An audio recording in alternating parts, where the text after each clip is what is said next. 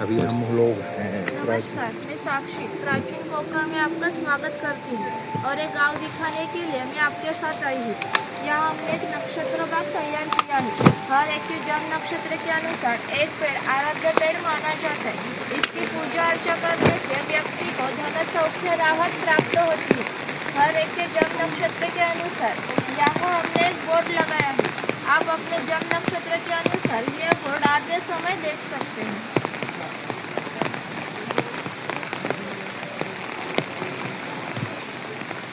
People का पेड़, इसकी हम पूजा करते हैं। हम लोगों ने इसे दीर्घायुष्य का प्रतीक माना है। ये जो पत्थर से बांध बंद है, इसे कोंकणी भाषा में पार कहते हैं। ये पार 400 साल पुराना है। ये पार जब बंधा गया तब उसमें पीपल का पेड़ भी लगाया गया, इसलिए इस पेड़ की उम्र भी 400 साल पुरानी है।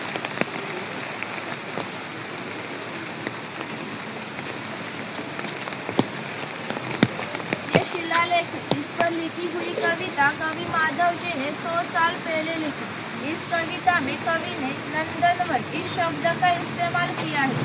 नंदनवन इस शब्द का अर्थ है स्वर्ग की देवता इंद्र जी का बगीचा। वो जितना सुंदर है उतना ही हमारा कोकण भी सुंदर है।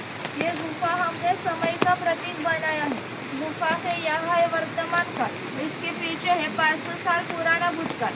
इसके पीछे हम देखेंगे 500 साल पहले कोकणी लोग कैसे रहते थे, उनकी समाज रचना, ग्राम रचना, खान पान की आदतें, परंपराएं कैसी थी। ये देखने के लिए आपको अंदर जाना है। आते समय थोड़ा सा झुक कर रहिए।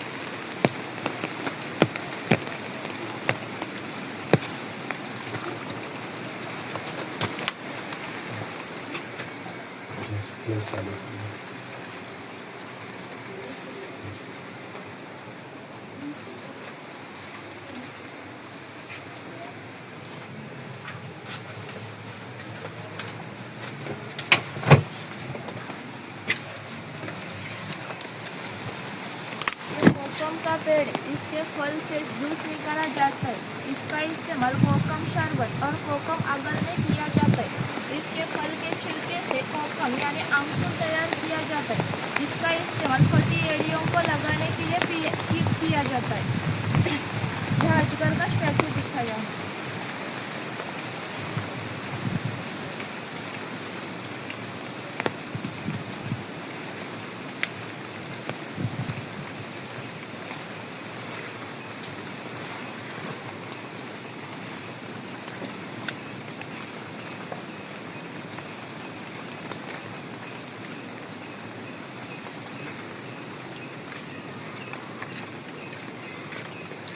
भगवान परशुराम है। हमारे पुराणों में उनका ऐसा उल्लेख है कि हजारों साल पहले भगवान परशुराम हो गए।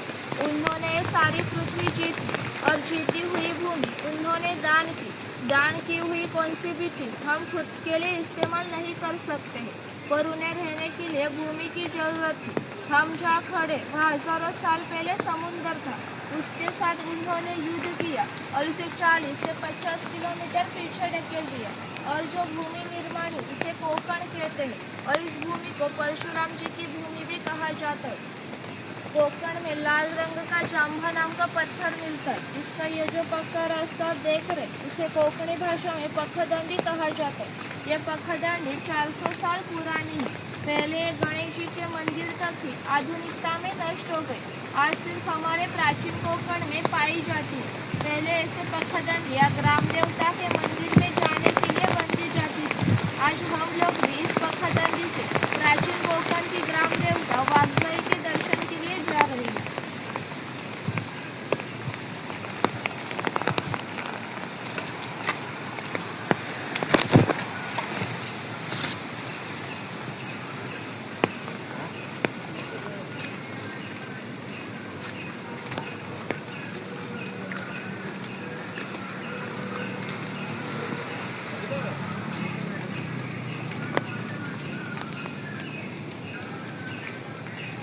वनवासी कोकण में दुर्गम पहाड़ी पर वनवासी लोग रहते थे। उनमें भिल्ल और कातकरी लोगों का समावेश होता है। यहाँ हमने कातकरी समाज दिखाया है।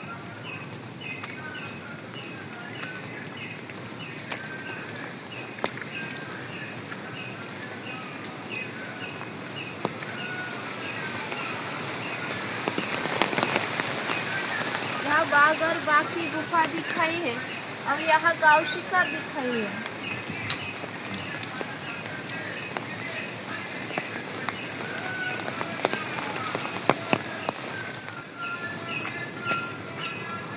एक चिरफल का पेड़ है। चिरफल का फल जंतुनाशक होता है। इसका इस्तेमाल अनाज में रखने के लिए किया जाता है और मछली के करी में भी डाला जाता है। ये हमारे बिक्री केंद्र में खरीद सकते हैं।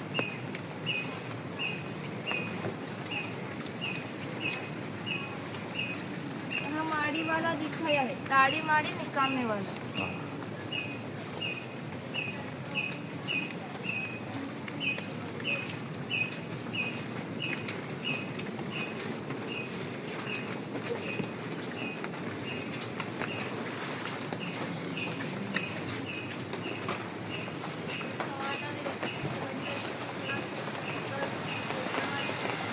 हमारे ग्राम देवता का मंदिर पहले धार्मिक संस्था है। गांव नियंत्रण करती है। गांव में किसी दो व्यक्ति का झगड़ा हो गया तो गांव के सारे लोग यहाँ इकट्ठा हो जाते थे और गांव के मुखिया उनके सामने न्यायदान का काम करते थे।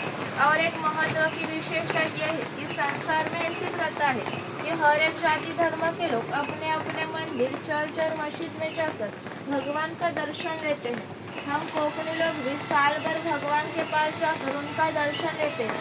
लेकिन हमारे यहाँ सणशिमगा यानी होली का त्योहार मनाया जाता है। तब इस भगवान को इस पालकी में बिठाकर हर एक के घर में ले जाते हैं। यानी कि कोकणी लोग और भगवान इनका नाता इतना नजदीक है कि हमारा एक दूसरे के पास आना जाना होता है। इस देवी का नाम वाघजाई है।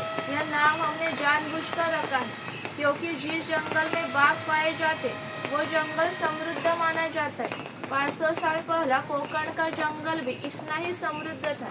उससे हमारे भाविश्व में भगवान का स्थान दिया गया है। हम कोकणी लोग वण पीपल साप इनकी पूजा करते हैं, यानी कि हम निसर्ग पूजक कहलाते हैं। इसलिए हमारी देवी का नाम भी प्रकृति के संबंधित वाघजाई ऐसा रखा है। ये हमारे कुछ पुराने वाद्य लकड़ी का ढोल है, मिट्टी के 2 दाशे। इनका नीचे का भाग मिट्टी से तैयार किया है और 110 बरस पुराने हैं। इन्हें बजाने वाले कुशल तो इनका आवाज 1 से 2 किलोमीटर दूरी पर पहुंचता है। पहले इनका इस्तेमाल संदेश वहन में और धार्मिक कार्य में किया जाता था।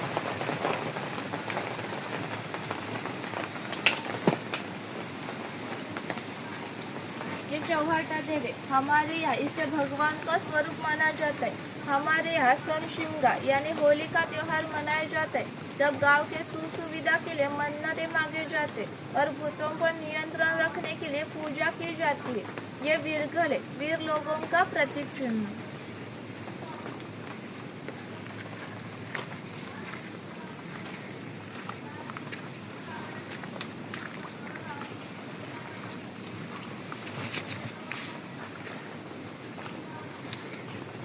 कड़क लक्ष्मी दिखाई। पोतराज लोग खुद को चाबुक से मारते थे। हाँ। और एक फल दिखाने के लिए वो गांव में आते थे। पुराने पिक्चर में दिखाते थे।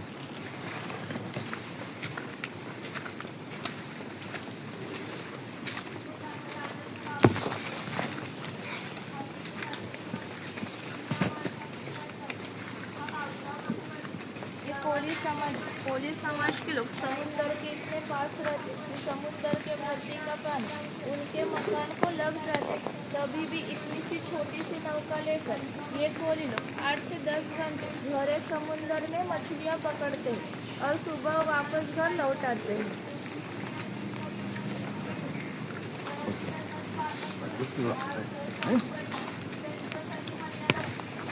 नाभिक पहले कोकण में बारदा सिस्टम यानी कि सुतार लोहार का ये लोग घर घर में जाकर अपने अपने सेवा देते थे। इसके बदले में उन्हें पैसे नहीं मिलते थे लेकिन अनाज मिलता था।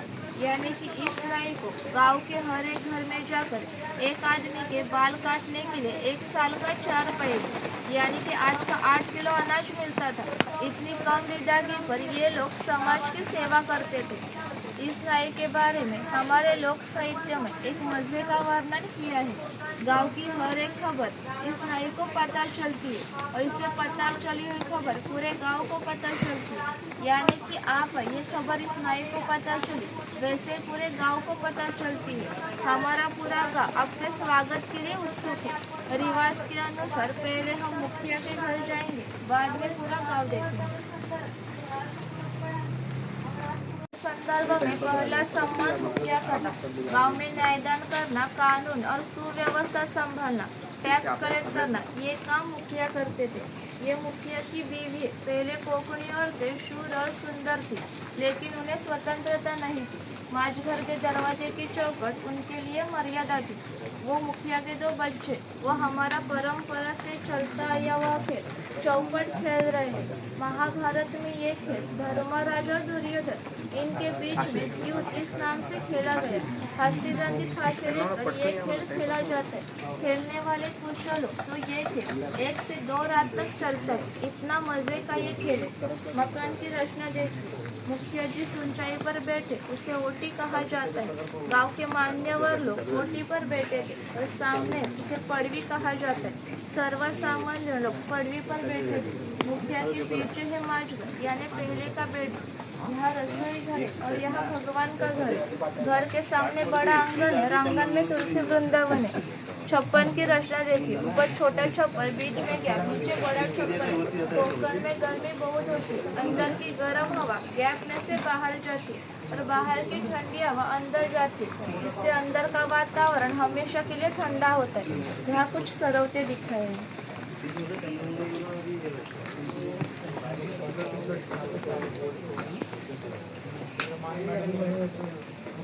मैडम को नाव न करो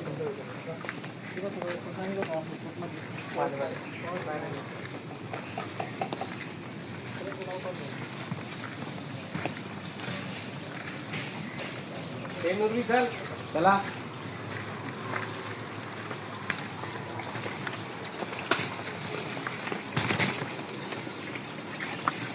छोटे बच्चे नाले के पानी के साथ खेलते हुए दिखाए हैं।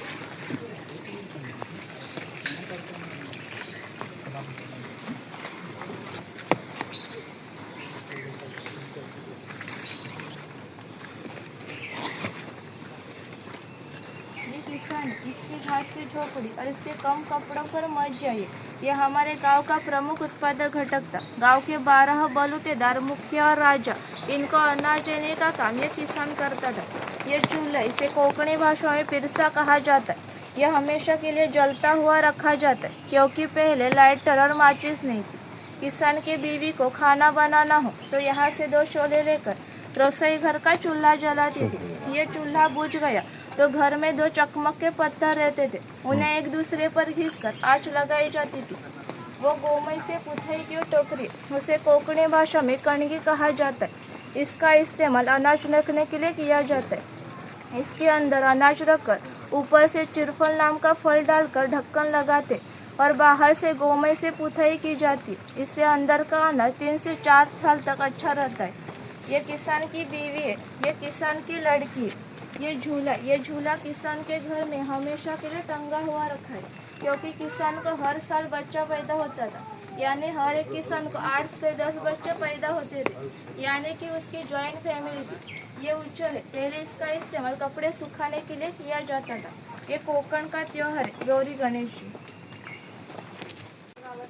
एक कुम्हार मिट्टी से संबंधित सभी चीजें बनाने का काम ये कुम्हार करता था।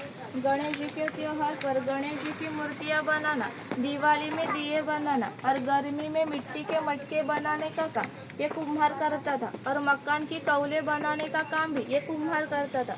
ये सफेद रंग वाला मटका है, वो माड़ी निकालने का मटका है। कोंकण में नारियल के पेड़ बहुत होते, उसे नारियल आने से पहले पोय आती है। उस पोय को आधा काटा जाता है। उस पोय को गुड़हन के पत्ते रगड़ कर लगाए जाते। वो पत्ते पोय में से माड़ी खींच लेते और ये बूंद बूंद आने वाली माड़ी इस मटके में इकट्ठा की जाती। हमारे यहाँ भंडारी समाज के लोग ये व्यवसाय करते हैं। काल के अनुसार 12 बलूतेदार के व्यवसाय नष्ट हो गए, लेकिन माड़ी निकालने का व्यवसाय अभी भी चल रहा है। हमारे तो जो ताड़ी होते हैं ना, ताड़ी देखो माड़ी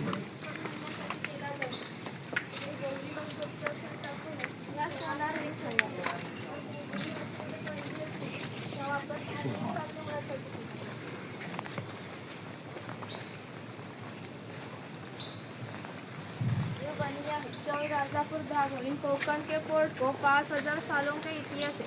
इन बंदरों से भारत के सभी व्यापारी पूरे जग से व्यापार किया करते थे। इन बंदरों से निर्यात होने वाली चीजों में हस्तकौशल्य की चीजें, हस्तिदंत की चीजें, हीरे माणिक्य मोती, शंख शिंपले इत्यादि चीजों की निर्यात ये बनिया लोग करते थे। इसके बदले में संपूर्ण जग भर से भारत में सोना आता था। मतलब भारत ने जो सुवर्ण युग का अनुभव लिया, इसके प्रवेश द्वार कोंकण के पोर्ट थे।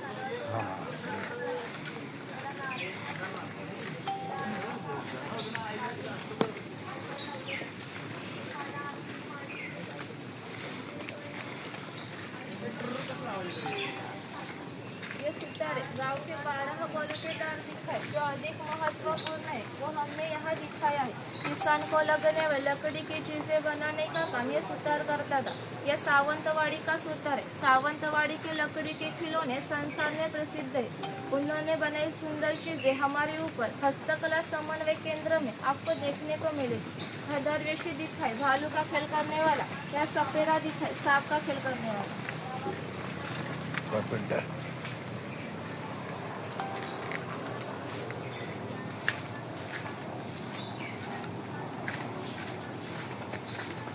ये लोहार किसान को लगने में लकड़ी की चीजें बनाने का काम जिस तरह सुतार करता था, उसी तरह किसान को लगने वाले लोहे की चीजें बनाने का काम ये लोहार करता था।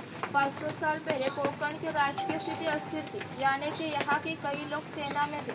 उन्हें लगने वाली ढाल तलवारें बनाने का काम ये लोहार करता था।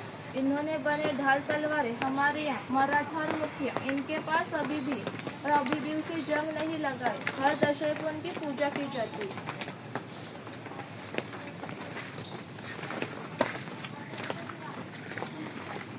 तेली है। पहले कोंकणी लोग अपने खाने में नारियल तेल का इस्तेमाल करते थे। किसान अपने बगीचे में जाकर नारियल लेकर आता था और तेली उसके सामने उसे तेल निकाल कर देता था। ये तेल की घानी उसे खुंड कहा जाता है। यहाँ सूखा नारियल डाला जाता है। ये जो खड़ी लकड़ी उसे कोंकणी भाषा में लाट कहा जाता है। ये लाट इस आड़ी लकड़ी से इस तरह बंधी जाती है कि लाट सीधी तरह खड़ी हो जाती। यहाँ कोल्हू को बैल बांधा जाता है। इस आड़ी लकड़ी पर पत्थर रखकर तेली खुद बैठता है। यह सब वजन बैल से गोल घुमाने के बाद लाट पर पड़ता है और लाट का वजन नारियल पर पड़ता है। इस तरह नारियल पीसकर उसका तेल निकाला जाता है। ये तेल बाहर निकालने के लिए पहले कोल्हू का बैल छोड़ना पड़ता है। कोल्हू बाजू करना पड़ता है, आड़ी लकड़ी छोड़नी पड़ती है और तेल बाहर निकाला जाता है। फिर से तेल निकालने के लिए नया नारियल डाला जाता है। यानी तेली को इतना सा तेल निकालने के लिए 1 या 1.5 घंटा लगता है। यानी कि पहले का कोंकणी जीवन इतना ही कष्टमय था। ये कोल्हू का बैल है, इसे बोलते हैं कोल्हू का बैल।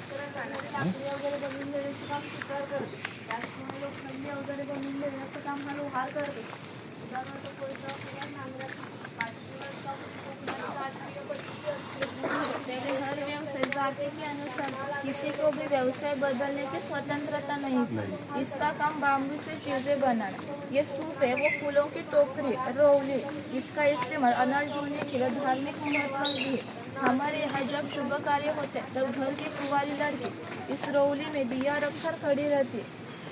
जब शुभ कार्य होने से पहले ये दिया बुझ गए तो कार्य अशुभ माना जाता है। आज भी किसी की भी शादी बम्बई में हो तो बम्बई में सभी चीजें मिलती, लेकिन रौली के लिए उसे गाँव आना पड़ता है।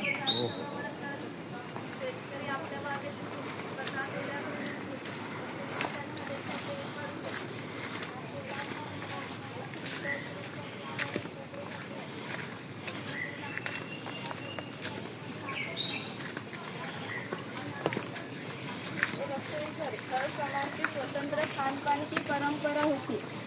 किसी भी दो समाज की खाद्य संस्कृति में समानता नहीं होती। हमारे यहाँ कोंकणी लोग मछली की करी चावल बहुत खाते हैं। कोंकण में आके उबले हुए मोदक और भाजने के वड़े न खाएंगे तो कोंकण की सफर अधूरी रहेगी। पहले कोंकणी लोग रसोई घर में लकड़ी, पत्थर, मिट्टी के बर्तन इस्तेमाल करते थे। ये जातनी जैसा दिख रहा है उसे घिरट कहा जाता है। जातनी में अनाज पीसते हैं, घिरट में अनाज के छिलके अलग किया जाता है। यह मोदक पात्र है, यानी कि पहले का कोंकणी कुकर। नीचे पानी रखा जाता है और चादर पर केले का हरा पत्ता रखकर उस पर मोदक रखे जाते हैं और ढक्कन लगाकर मोदक पात्र चूल्हे पर रखा जाता है। इससे अंदर के मोदक स्टीम होते। ये पुराण यंत्र है, यहाँ डाल डाली जाती। ये 2 राड गोल घुमाने के बाद नीचे से पुराण गिरता है और बाद में उसकी मीठी रोटी तैयार की जाती है।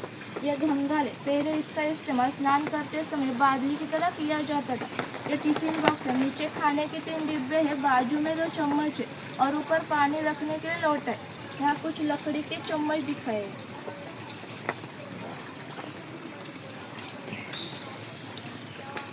ये सब हमारे घर में भी था। हाँ, हमारी माता जी चलाती थी सबको, मालूम।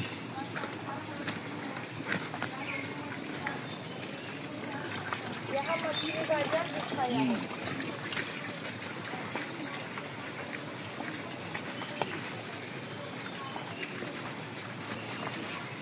एक चूड़ी वाला है। पुराने रीति के अनुसार 12 बलूतेदार घर घर में जाकर अपने अपने सेवा देते थे। ये चूड़ी वाला इस लड़की के घर में आया है। पहले लड़की की शादी 8 से 10 साल में हो जाती थी। तब तक ये चूड़ी वाला इस लड़की को बिना मूल्य चूड़ी चढ़ाता था। जब इस लड़की की शादी हो जाती थी तब लड़की के पिताजी इस चूड़े वाले को एक छोटा सा सोने का गहना देते थे। इतनी उसकी विदागी थी और सभी 12 बलूतेदार अपना घाटा मुनाफे का विचार न करते हुए सिर्फ अपनी जिम्मेदारी समझकर अपना व्यवसाय करते थे।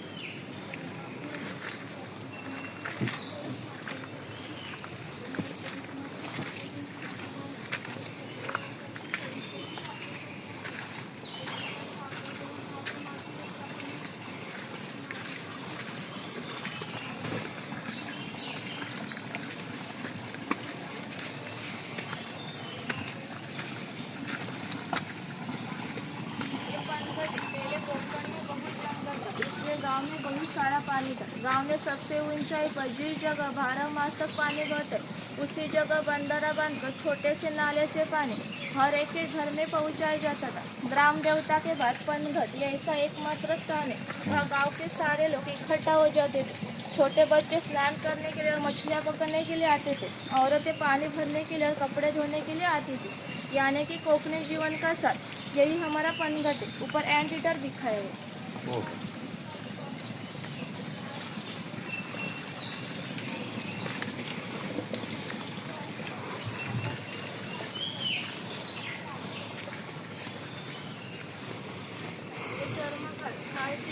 बनाने का काम यह चर्मकार करता था। इसके साथ एक महत्वपूर्ण घटना बता दे जो 500 साल पहले घटी थी। यहाँ से 80 किलोमीटर दूरी पर महाबलेश्वर नाम का भगवान शंकर जी का मंदिर है। एक पहाड़ी पे एक गुफा है, उस गुफा में शिवलिंग है।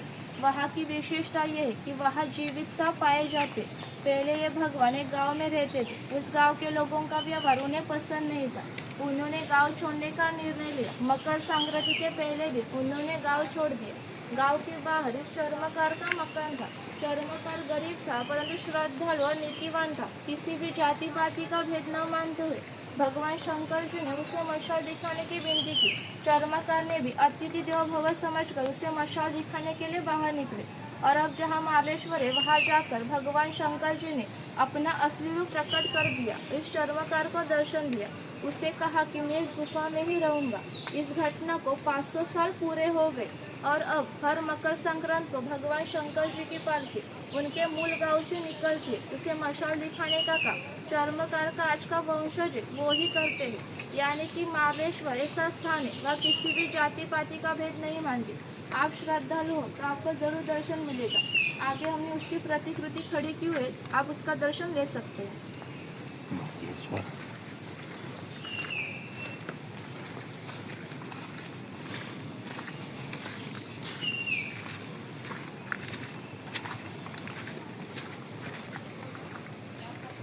आगे गुफा में हमने महाबलेश्वर जी की प्रतिकृति खड़ी की है। दर्शन यहाँ पर लेकर ऊपर आएंगे।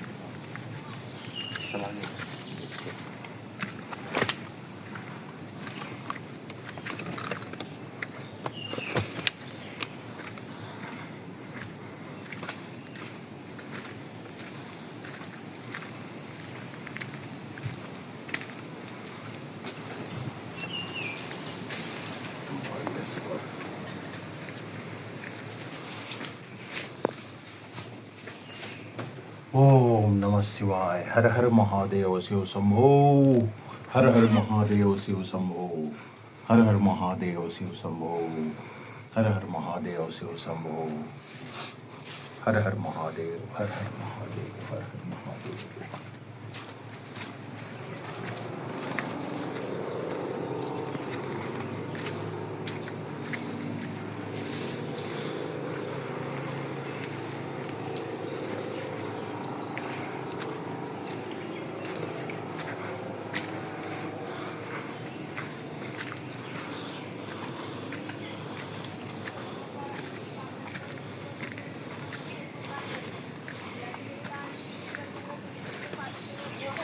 धनगर इस मराठी शब्द का अर्थ है जिसके पास बहुत धन संपत्ति होती है। पहले धनगर समाज इतनी दुर्गम पहाड़ी पर रहता था कि वहाँ से उनका पहला बस स्टॉप भी 10 से 12 किलोमीटर दूरी पर होता था। ये लोग जब गांव में आते थे तब उनके पैरों में खाल से बने हुए जूते, कंधों पर कंबल और हाथ में घुंघरू की लाठी होती थी और इनके पास 100-125 गाय और 5 से 25 भैंस होती थी। एक गाय भैंस को बेचना चाहिए तो उसकी कीमत 8 से 10 हजार में जाती थी और इन सबको बेचना चाहिए तो उसकी कीमत कहीं लाखों में जाती थी। इतना धनवान ये आदमी था, लेकिन कोंकणी लोगों की रहन सीधी होने के कारण उनकी रहन भी सीधी थी। ये बकरी की गोठ है, जंगली जानवरों से बचाने के लिए ये ऐसी ऊपर बंधी है। इसके अंदर गैप होने के कारण उनका मैला नीचे से गिरता है। ओ।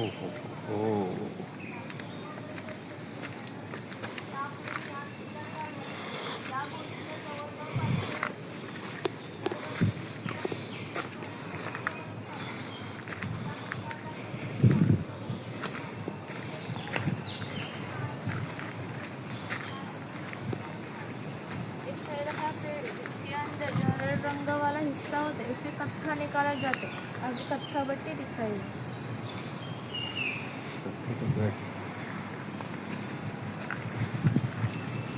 तो कत्था बनाने के लिए इस पेड़ को पूरा काटा जाता है। इसके अंदर जो रेड रंग वाला हिस्सा होता है इसके छोटे छोटे टुकड़े किए जाते। वो टुकड़े पहले 4 मटके में पानी के साथ उबाले जाते। पहले 4 मटके में पानी के साथ उबालने के बाद 5वें मटके में विशेष घंटे में उबाले जाते और निकाल कर उसे छाया में सुखाए जाते और बाद में उसके छोटे छोटे टुकड़े किए जाते।